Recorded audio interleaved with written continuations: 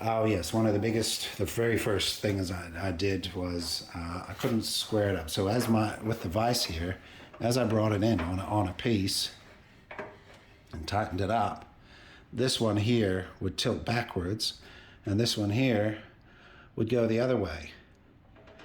And no matter how I tightened this, I couldn't stop that. And it would if I tightened it up, I'd end up with a gap that was, 3 or 4 millimeters at the top here. It was all floppy and useless, just terrible.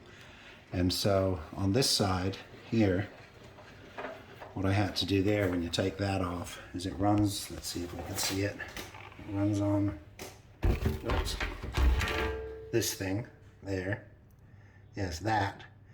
And so on the top of that, that's just a cast piece, the top is machined so it just stands proud of this edge here when this piece is on it, but mine was too far up, like 2 millimeters up, so it was just flopping around.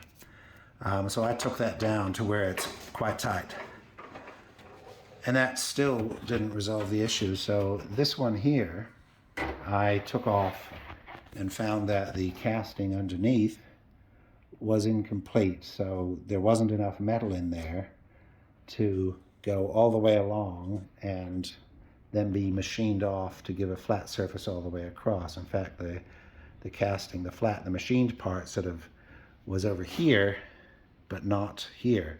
And so tightening this down would cause the whole thing to slip up. I found if I just tightened that, it would be square. As soon as I tightened this, it wouldn't be square. And it was off by quite a bit.